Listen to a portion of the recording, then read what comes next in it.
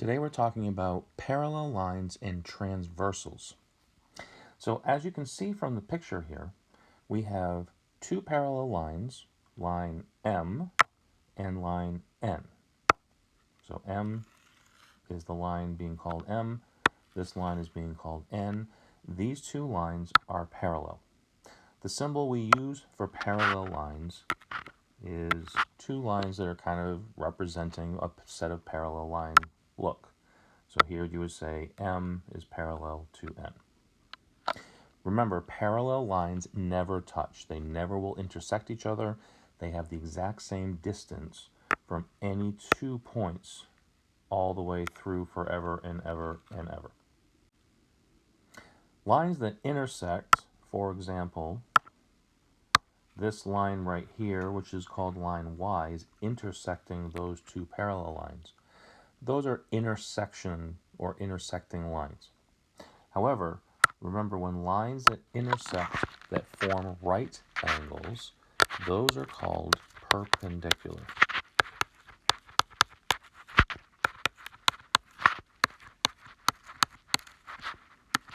Okay, so those would be perpendicular lines, but they would have to form and make a 90-degree angle.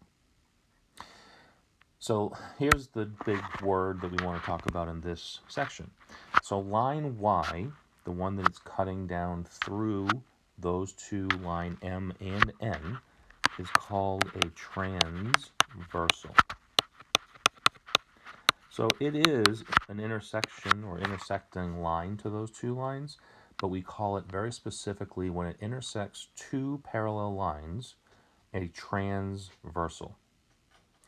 So when we have a transversal, when parallel lines are cut by a transversal, some special angle pairs are formed, and we're going to talk about those in this section. These pairs are made up of congruent angles. So we've talked about congruent angles this year, but congruent means equal. It's just that in the geometry world, instead of saying these two angles equal each other, we use the word congruent. So if we know the measure of one of an angle, for example, and we know another one is congruent, then we know the measure of both. The symbol for congruent is an equal sign, except it has a little squiggle over the top, basically because it's geometry. Also remember supplementary angles. So remember, supplementary angles are any angles that add up to 180 degrees. And we'll see those at some point during this section as well. So here is that picture we saw at the beginning of this section. We have these two lines, M and N, that are parallel. This line Y is a transversal that is intersecting both of those lines. So here are the different types of angles that we're going to be talking about for this chapter. So vertical angles. So vertical angles are angles that are opposite of each other.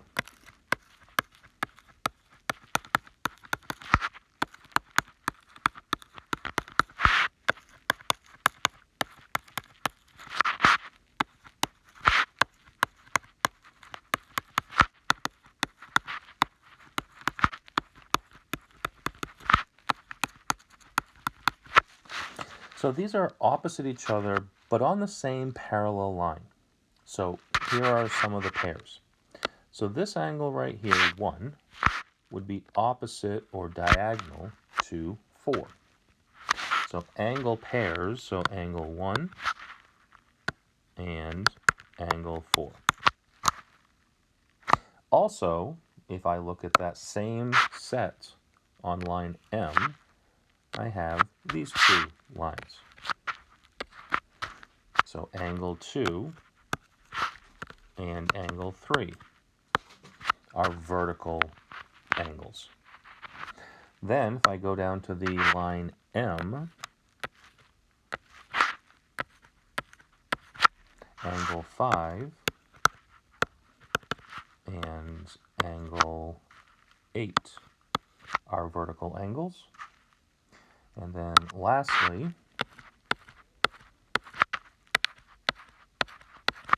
angle 6 and angle 7 would be vertical angles.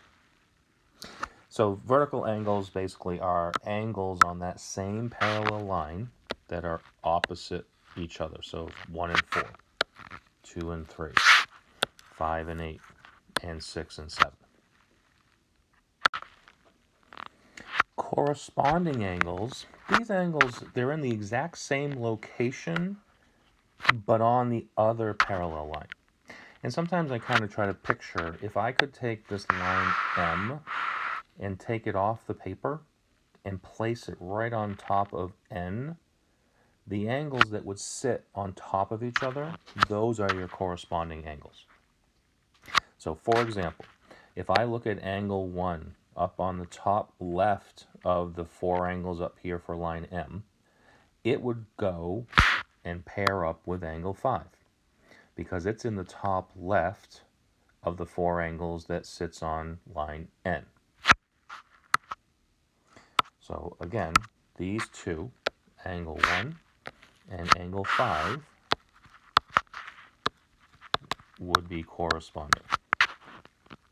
Then if I look at the next set, angle 2, which is sitting up here in this kind of upper right-hand corner of the top 4, would now be sitting in the upper right-hand corner of the bottom 4. So angles 2 and 6 are corresponding. Then if I look at angle 3, it's kind of sitting underneath but to the left of the top bunch. So angle 3 and angle 7 are in the same location. And lastly, angle 4 over here is sitting in that same location, that bottom right of the other parallel set, which is a set of 4. So those would be the corresponding angles for that one. Then we have the next one called alternate interior angles. So first, interior, hopefully we know if you were painting the inside of your house or the interior of your house, is referring to the inside of my parallel lines. So basically we're talking about these angles, 3 and 4 and 5 and 6. They're on the inside of the parallel lines M and N. So alternate interior angles, they're on the opposite side of the transversal, but on the other parallel side. So for example, one of the alternate interior angles is this angle right here, angle 3.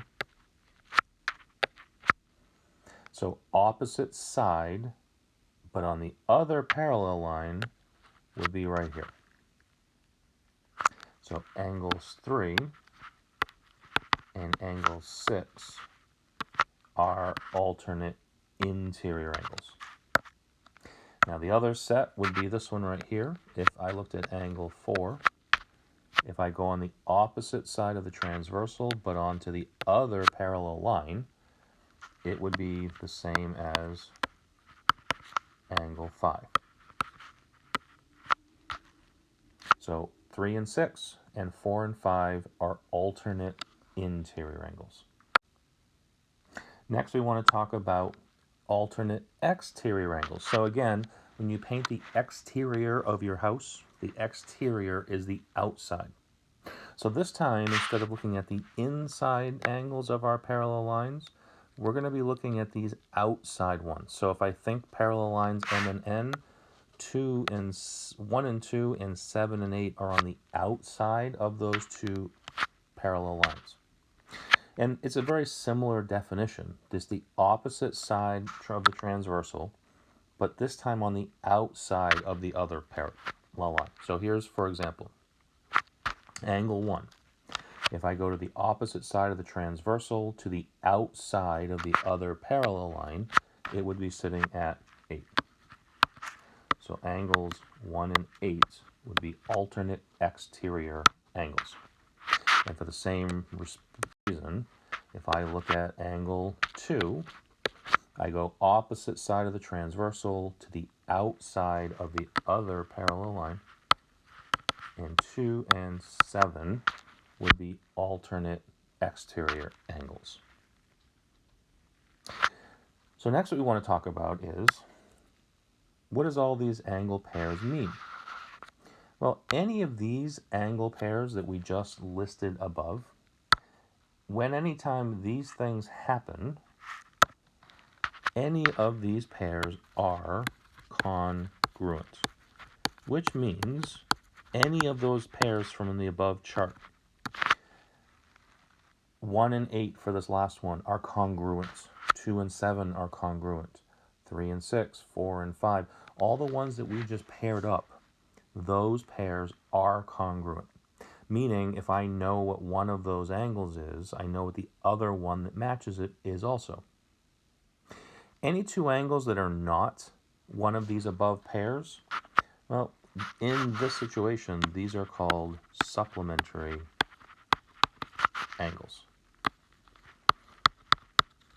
So if they are one of the pairs above, then we know that we can say they are equal or congruent.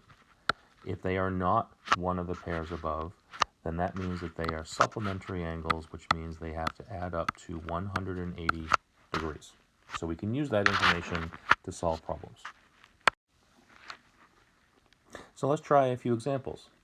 So here we have a picture. This time we have two line A and B lines that are parallel. Now the way I know these are parallel is this other notation that we want to make sure we're aware of. This line with the little kind of arrow on it, that's the same here. That's another notation for saying that these are parallel. The other way we have seen it, like we saw up above, is that we can say that line A is parallel to line B. So you might see it written like that. You might just see the little arrows on it, like in this case. But notice this time they're standing up and down versus the other one was more horizontal. So we want to find the angle measures of 1 and 2. So far, all we were given was this 110 degrees right here. Well, looking at the chart above, there's a couple of things that I might want to jump out right away and notice. So from the chart for the ones that we've shown you, we have a pair right away. If you can notice it, this angle right here is sitting in the exact same location on A as this angle on B. In this case, they're both sitting on that lower left-hand corner.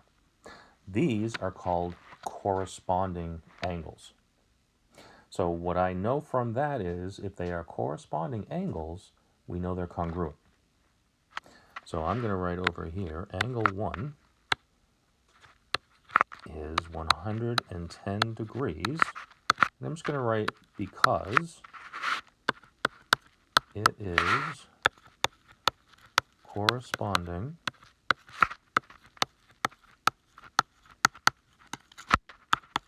to the given angle.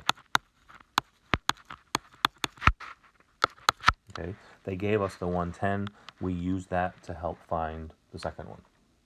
Now, we need to also know angle 2. Well, angles 1 and 2, notice how they're sitting right next to each other.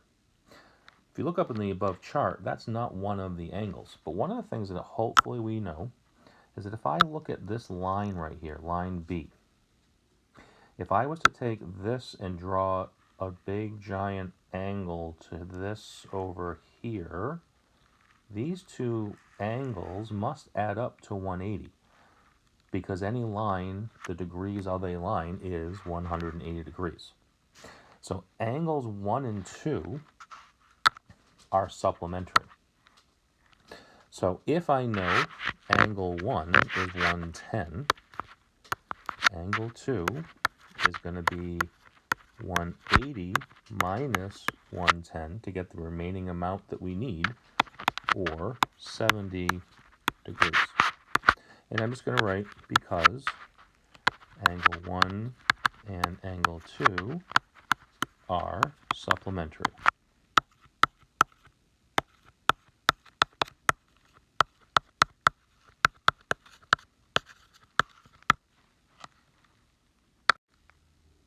So here's another example. Again, we know L and M are parallel because of this little notation here. So because of that, T It was a transversal cutting through them, and it creates all these relationships. So we want to know, what is the angle of 1? What is the angle of 2? So again, if I look at this, it's actually very similar to the previous one.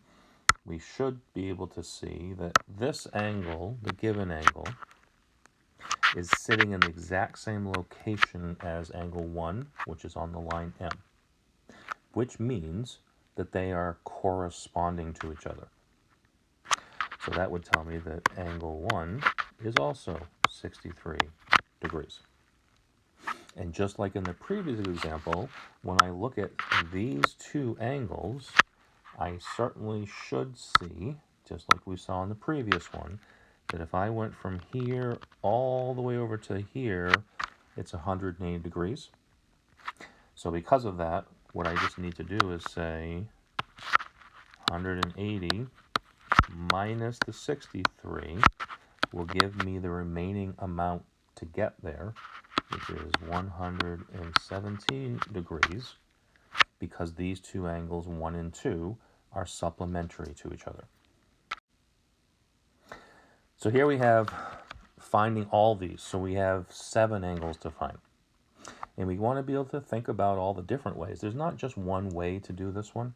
There's a whole bunch of different ways. I'm going to try to use a bunch of vocabulary just so we can see it. Again, A, B, we know they're parallel. T would be the transversal cutting through them. Okay? So first what I'll do is I'm just going to kind of write over here angle 1, angle 2, angle 3, 4, 5, 6, 7. So again, there's some more ways to get to all of these answers, and I'm just going to try to give you a few of them as I see them, just so that you can see them. So angle 1. Angle 1, I'm going to use the vertical angle. It is vertical to that 75. It is straight across to the 75. So I'm going to say that angle 1 is 75 degrees.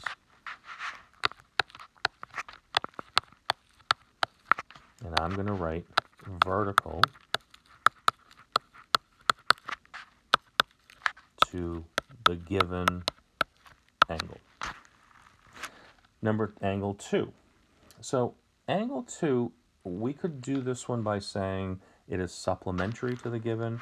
Also, it's supplementary to angle 1. I'm going to hold off on angle 2 just for a second so I can go off and find a different one. Angle 3, same reason. Angle 4.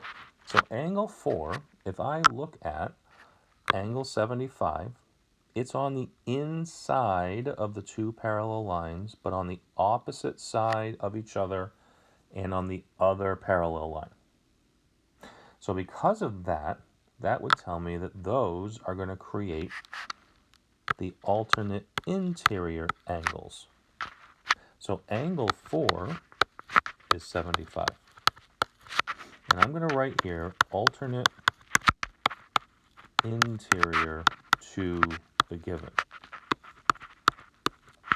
Now, some of you might say, wait a minute, I see a different one. I see angle 4 as corresponding to angle 1. And that's true. It's definitely another reason that we would say that we know it has to be this. 1 and 4 are corresponding angles. So that could be another way that you say it's definitely 75. Now, I'm going to jump over to now angle 6. So angle 6, a couple of different reasons, again, that I could choose. But if I look at angle 6, I could say it's vertical here to angle 4. But I can also say this. From angle 1, it's on the exterior, opposite side of the transversal, the other exterior. Angle 1 and angle 6 would be congruent because they are alternate exterior angles.